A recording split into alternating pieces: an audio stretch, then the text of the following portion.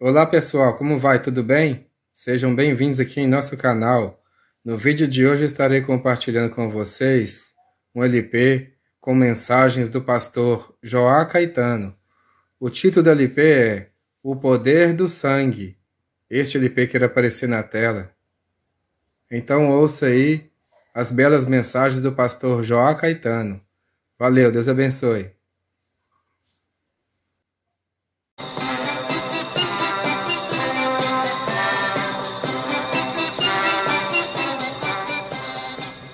Primeira carta de Pedro, capítulo 1, versículos 18 e 19. Sabendo que não foi com coisas corruptíveis como prata ou ouro que fostes resgatados da vossa vã maneira de viver, que por tradição recebeste dos vossos pais, mas com o precioso sangue de Cristo, como de um cordeiro imaculado e incontaminado. Sem derramamento de sangue não pode haver remissão de pecados. Deus sempre exigiu o sangue.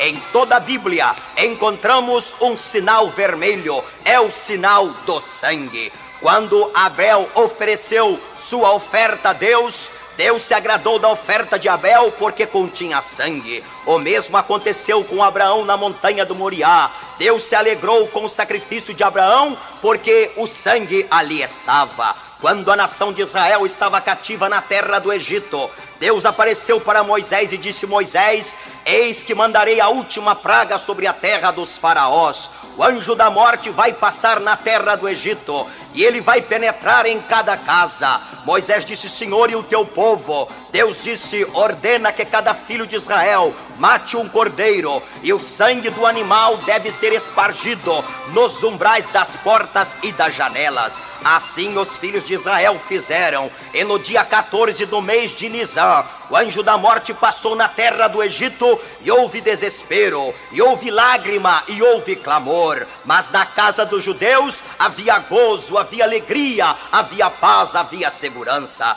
Porque isto aconteceu? Porque o sangue do cordeiro garantiu proteção. O sangue do animal não permitiu que o anjo da morte penetrasse. Agora escute uma coisa que vou declarar. Se na terra do Egito o anjo da morte respeitou o sangue de um animal indefeso, muito mais o diabo tem que respeitar o sangue de Jesus Cristo que foi vertido pelos nossos pecados. Satanás tem que respeitar o poder do sangue de Jesus. Agora o diabo odeia o sangue de Jesus. Satanás, ele quer matar os pregadores que falam sobre o sangue de Jesus. Se ele pudesse, ele arrancaria da Bíblia as páginas que falam sobre o poder do sangue. Você me perguntará, mas por que o diabo tem tanta raiva, tanto ódio contra o sangue de Jesus? É porque Satanás sabe que o sangue de Jesus é a única coisa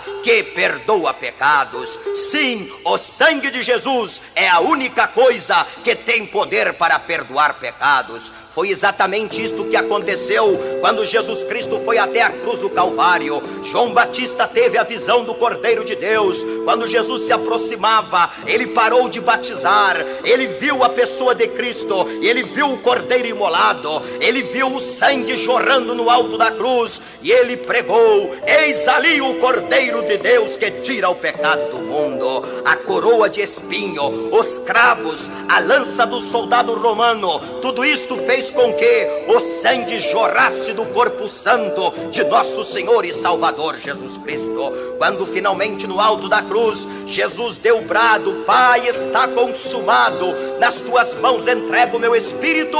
Então Satanás começou a rir. Satanás disse: matei o Filho de Deus, eu ganhei a vitória. Mas o diabo estava enganado. Jesus Cristo, com a sua morte, ele desceu às partes mais baixas da terra. Ele foi até o inferno e pregou lá para os espíritos em prisão. Quando o diabo estava sentado no seu trono de impiedade, de pecado, de maldição. De repente ele escuta passos dentro do inferno e ele começa irado a esbravejar e a dizer: quem és tu? Com que autoridade tu penetras no meu reino, no meu território? Jesus levanta a mão e diz: eu sou Jesus de Nazaré, eu sou o Cordeiro imolado, o Cordeiro Pascual, e é na autoridade do meu sangue que eu penetro aqui. Veja o sangue nas minhas mãos, veja o sangue na minha fronte. E uma guerra tremenda se trava entre Jesus e o diabo. Jesus lança Satanás por terra, pisa na cabeça da serpente e com mão forte arranca as chaves da morte do inferno. Depois Jesus vai até o Sheol, aonde estavam os santos do Velho Testamento. Ele abre a porta e diz: Abraão, chegou o dia da redenção. Davi, Josué, Isaías, hoje é o dia da redenção. Eu sou o Cordeiro de Deus. Vocês profetizaram sobre mim. Aqui eu estou, poderoso, vitorioso. Então o diabo mobiliza todo o inferno para deter a Jesus. Os cordéis da morte, o poder da impiedade, o poder do pecado, o poder das trevas, todos os demônios tentam acorrentar a Jesus, mas ao terceiro dia Jesus ressuscita com poder e grande glória. Aí cumpre-se mais uma profecia da Bíblia no Salmo 24, quando os santos do Velho Testamento que ressuscitaram com Cristo começam a dizer: levantai, ó portas, vossas cabeças, e entrará o Rei da Glória. Levantai, ó portas, vossas cabeças, e entrará o Rei da Glória. E os anjos do céu, ao escutar isto, eles perguntam: quem é o Rei da Glória? Quem é o Rei da Glória? E os santos que ressuscitaram com Jesus dizem: é Jesus de Nazaré, que acabou de vencer ao diabo. Ele é o Rei da Glória, ele é o Senhor da Glória. Jesus chega no céu, uma festa imensa espera o Filho de Deus, o Cordeiro imolado. E Jesus diz: Pai, aqui está Abraão que eu comprei com meu sangue. Pai, aqui está Davi, aqui está Josué, aqui está Jeremias. O Pai diz: meu filho, espere um momento, vem até aqui à minha direita, aproxima-se deste trono. E o Pai então toma uma coroa reluzente de glória em suas mãos e diz: Jesus de Nazaré, eu te coroo Rei dos reis e Senhor dos senhores. Porque isto aconteceu por causa do sangue. Há poder no sangue de Jesus. Há poder sim, força e vigor neste sangue de Jesus. O sangue de Jesus tem poder para purificar a alma do homem. Não importa o que você tem feito de errado, não importa quão negra esteja a sua alma, o sangue de Jesus tem poder para te perdoar agora. O sangue de Jesus aproxima o homem de Deus. Só existem duas classes de pessoas na terra: os que estão longe de Deus e os que estão perto de Deus. Se você está longe, agora você pode chegar perto, porque o sangue de Cristo te aproxima do Pai. O sangue de Cristo também, ele faz com que você tenha direito de entrar no céu pelas portas. Bem-aventurado aqueles que lavam as suas vestiduras no sangue do Cordeiro, para que tenham direito à árvore da vida e a entrar na cidade santa pelas portas. Não importa o que você tem feito. Se você é um pecador, o sangue de Cristo te perdoa. Se você é um viciado, o sangue de Cristo te liberta. Se você é uma prostituta, o sangue de Jesus te recupera. Se você é um homossexual, se você é um criminoso, se você é uma pessoa que está amarrada em diferentes vícios, o sangue de Jesus tem poder para realizar a obra na tua vida agora. Finalmente, o sangue de Cristo nos compra para Deus. O apóstolo Paulo diz que nós fomos comprados por bom preço, o preço do sangue do Senhor Jesus Cristo. A libra esterlina, o dólar americano, a lira italiana, o peso argentino, o escudo português, o cruzeiro brasileiro, o marco alemão, nenhum tipo de dinheiro pode comprar o homem para Deus. A única coisa que compra é o sangue de nosso Senhor e Salvador Jesus Cristo. Receba o poder deste sangue agora e seja abençoado hoje, amanhã e por toda a eternidade. Amém.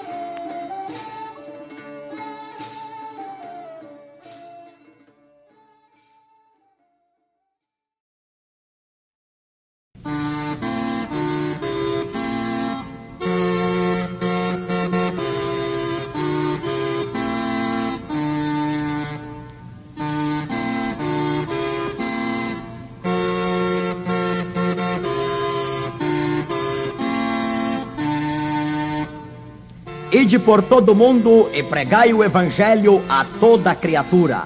Esta foi a grande ordem da evangelização mundial dada por nosso Senhor e Salvador Jesus Cristo.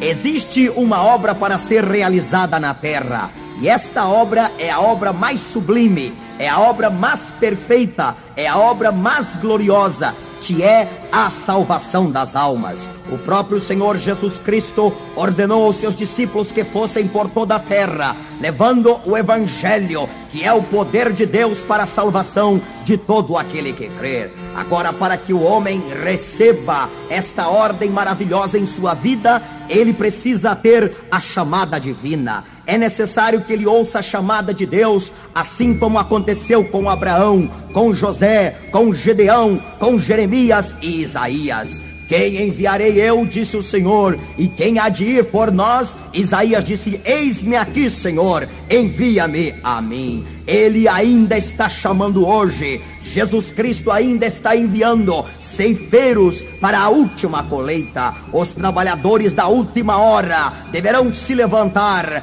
em obediência à ordem de nosso Senhor e Salvador Jesus Cristo. Quem levará o pão aos famintos da terra? Quem levará a luz àqueles que estão nas trevas? Quem levará a mensagem aos perdidos da terra? Deus que chama, Ele prepara, Ele cuida daqueles que são chamados. No Salmo 126 está escrito: aquele que leva a preciosa semente, gemendo e chorando, voltará com alegria, trazendo consigo os seus molhos. A obra da evangelização é uma obra divina. Ela nasceu no coração de Deus. Não é uma organização humana. Não é simplesmente alguma coisa que nasceu na mente do homem, mas ela é uma obra divina. A obra da evangelização é também uma obra santa. Por esta razão, ela deve ser realizada por instrumentos santos, vasos santos, pessoas santas, cheias do Espírito Santo,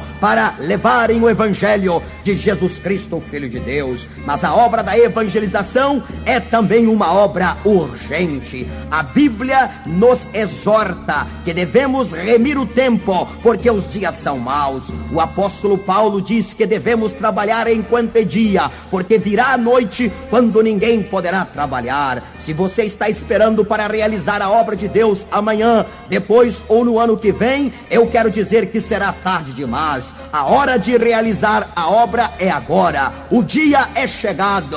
Os campos estão brancos para a ceifa, e Jesus Cristo está convocando os trabalhadores da última hora. Os trabalhadores da última hora são aqueles trabalhadores que têm visão das almas perdidas, visão dos campos brancos, visão de milhões e milhões de criaturas que estão subjugadas no peso esmagador do pecado. Mas os trabalhadores da última hora, eles não somente têm visão, eles têm também paixão. Jesus era cheio de paixão em favor dos perdidos da terra. E se você quer ser um ganhador de alma, você precisa sentir amor pelos perdidos, ter no seu coração paixão pelos perdidos. Mas não somente visão, não somente paixão. Os trabalhadores da última hora, eles são revestidos com o poder do Espírito Santo. Jesus Cristo disse: recebereis poder do Espírito Santo que há de vir sobre vós, e ser-me-eis testemunhas em Jerusalém, na Judeia, em Samaria e até nos confins da terra. Alguém pensa que coisa maravilhosa seria se o apóstolo Pedro, Paulo, João ou Timóteo pudessem ressuscitar para realizarem grandes trabalhos de evangelização. Eu quero dizer que Pedro, Paulo, João e Timóteo não vão ressuscitar para isto, mas Deus hoje tem você, meu amigo. Hoje Deus tem você, minha irmã. Hoje Deus tem você, rapaz. Tem você, moça. E Deus quer que você seja um obreiro da última hora. Quando Dwight L. Moody, ele recebeu o chamado de Deus, ele estava em uma igreja, assentado no último banco, e o pastor dizia: o mundo precisa ver o que Deus pode fazer com o homem em suas mãos. E Moody disse: o que o pastor está dizendo? Limpou os ouvidos e o pastor repetiu: pediu. O mundo precisa ver o que Deus pode fazer com o homem em suas mãos. Então Moody disse: e eu vou ser este homem que ficarei nas mãos de Deus. Quando Moody saiu daquela igreja, ele estava transformado, e ele sozinho conquistou para Cristo quase 1 milhão de almas. Deus quer te fazer um obreiro da última hora. Deus quer te fazer um cefeiro da última colheita. Ide por todo mundo e pregai o evangelho a toda a criatura.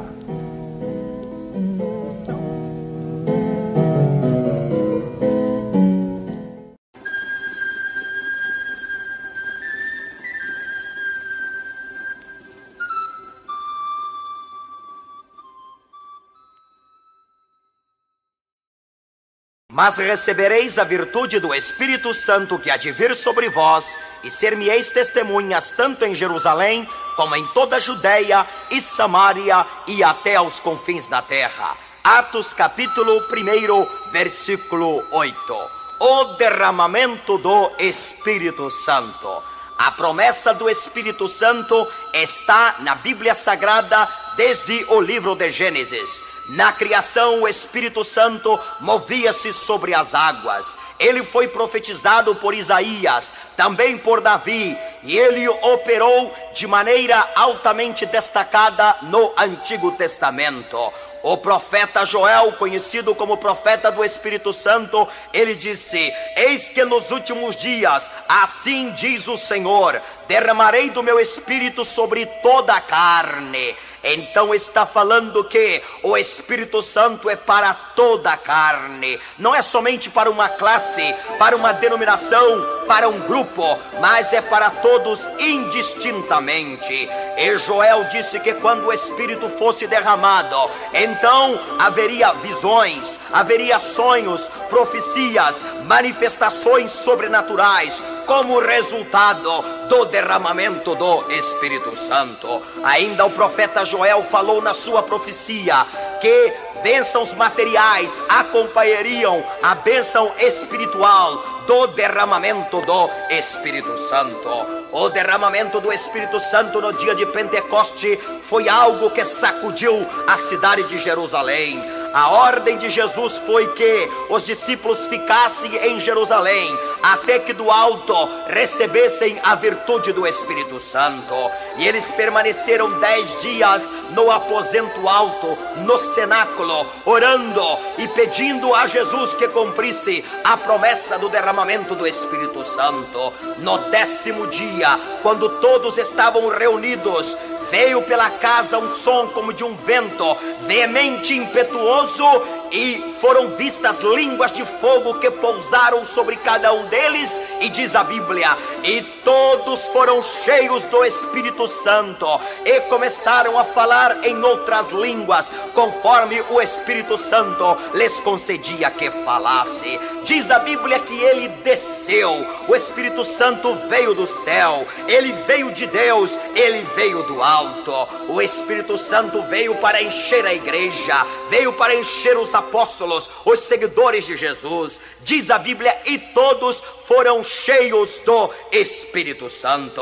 Você me perguntará como eu posso receber o derramamento do Espírito em minha vida? Primeiro, você precisa crer na palavra, crer na promessa feita por Jesus. Na casa de Cornélio, os que ouviram a palavra foram cheios do Espírito Santo. Eles creram na palavra. Em segundo lugar, você deve pedir, você deve buscar em oração. O exemplo dos apóstolos no dia de Pentecoste, eles oraram, eles buscaram, eles pediram e foram atendidos pelo Senhor, e o Espírito foi derramado sobre eles. E em terceiro lugar, você deve receber pela fé. Diz a Bíblia que os apóstolos, quando sentiram o Espírito Santo que estava sobre eles, então eles começaram a falar, eles se apropriaram desta bênção maravilhosa do derramamento do Espírito. Deus quer que você seja cheio do Espírito. Deus quer que você seja batizado com o Espírito Santo. Deus quer que você fale em novas línguas. Deus quer que você tenha os dons espirituais, sobrenaturais do Espírito em ação na tua vida. Deus quer te encher do Espírito, assim como Jesus foi cheio. Deus quer que você seja cheio do Espírito, como foi Paulo, Felipe, Barnabé, Timóteo e muitos outros. O Espírito Santo é para você, é para toda a carne. Receba agora o poder de Deus, receba a virtude deste Espírito Santo. Creia na palavra, ore, busque, peça ao Senhor e pela fé seja batizado com o Espírito Santo e realize a obra de Deus. Amém.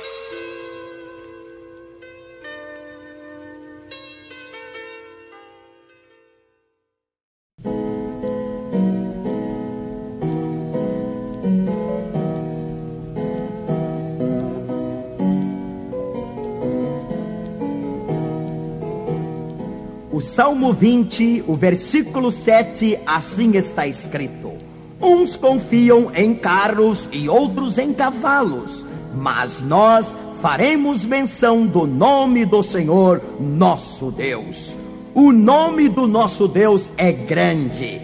O nosso Deus tem um nome onipotente, onipresente, onisciente. Ele é o Deus imutável, Ele é o Deus incomensurável, é o Deus inigualável, é o Deus santo. O nome do nosso Deus é o nome santo, é o nome do Deus forte, Pai da eternidade, Conselheiro maravilhoso e Príncipe da paz. Por esta razão, nós confiamos no nome do nosso Deus. Enquanto alguém confia em carro, enquanto alguém confia em cavalo, nós faremos menção no nome do nosso Deus. O nosso Deus se chama Jeová Shalom, o Senhor a nossa paz. Não existe paz na terra, não existe paz entre as famílias, não existe paz na juventude, não existe paz na sociedade, mas aquele que conhece o Jeová Shalom goza da verdadeira paz, porque somente o nosso Deus, Ele que tem o nome de Jeová Shalom, que é a expressão absoluta da paz, pode nos dar a paz de espírito, pode nos dar a paz em nossa mente, em nossa alma. Aconteça o que acontecer, se você conhece o Jeová Shalom, você então vive em paz, você não teme o futuro, você não tem medo do dia de amanhã, porque o Jeová Shalom está com você. Mas o nome do nosso Deus é também o Jeová Tzidkenu, o Senhor justiça nossa. Aquele que conhece o nome de Deus conhece a verdadeira justiça. Nós vivemos no mundo de injustiça, vivemos no mundo de distorções, de favoritismo, de miséria. Mas se você conhece o nome do Jeová Tzidkenu, então você conhece a justiça verdadeira, a justiça maravilhosa. Mas o nome do nosso Deus é também Jeová Jireh. Isto quer dizer, o Senhor a nossa provisão, o Senhor proverá. Ele sempre tem uma provisão para o seu povo. Quando Israel marchou no deserto durante 40 anos, o Jeová Jireh estava no meio do povo. Nunca faltou comida, nunca faltou água, nunca faltou roupa, nunca faltou calçado, nunca faltou vitória contra as nações inimigas. Por quê? Porque Jeová Jireh, o Senhor a nossa provisão, estava habitando no meio do povo. De nada tem falta aqueles que conhecem o nome do Senhor. Que coisa extraordinária é poder conhecer o Jeová Jireh, o Senhor que provê as nossas necessidades. Uma ocasião existia uma senhora crente, mãe de 8 filhos, viúva. Ela conhecia o Jeová Jireh. Pela manhã ela se levantou e preparou o café para as crianças e não tinha pão para o café. Ela disse: vamos orar ao Jeová Jireh, o Senhor que é a nossa provisão, e Ele vai suprir as nossas necessidades.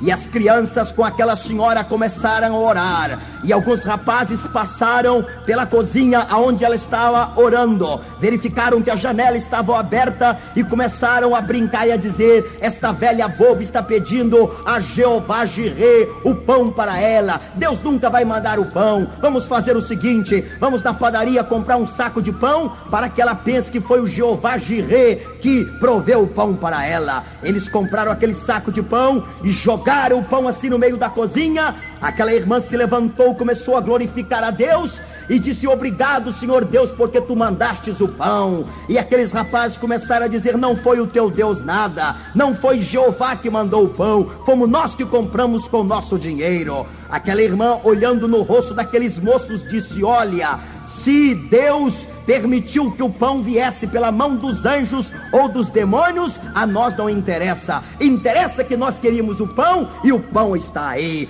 Glória a Jeová Jireh, o Senhor a nossa provisão. Mas o nome do nosso Deus é também o Jeová Rafá. Eu sou o Senhor que te sara. Eis que tirarei do meio de vós, diz Jeová Rafá, todas as enfermidades. Davi disse: é Ele quem sara todas as tuas enfermidades. Se você está enfermo, eu quero te dizer que o nome do nosso Deus é o Jeová Rafá. Eu sou o Senhor que te sara. Não importa qual seja a sua enfermidade, o nome do nosso Deus é Jeová Rafá, o Senhor que sara. Finalmente o nosso Deus se chama Jeová Raá. O Senhor é o nosso pastor. Ele é o pastor da nossa salvação. Só existe um Salvador, Cristo Jesus, o Senhor, o Deus encarnado. E em nome do nosso Deus nós somos salvos. Ele é o Jeová Raá, o pastor que nos guia para lugares de paz, lugares de alegria, lugares de segurança.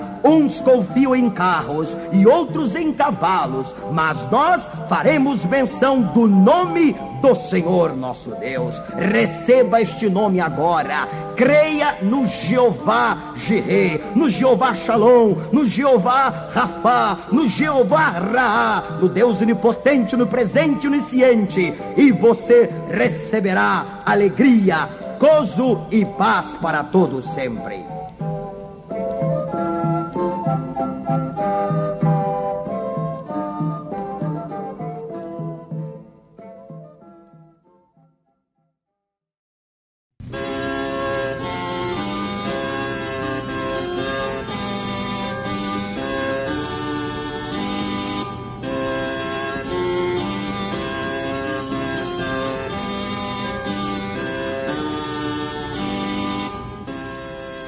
Quando os astronautas norte-americanos estavam pisando na Lua, o presidente Richard Nixon, em Washington, diante da Casa Branca, fez uma declaração: este é o maior acontecimento na história da humanidade desde a Semana da Criação.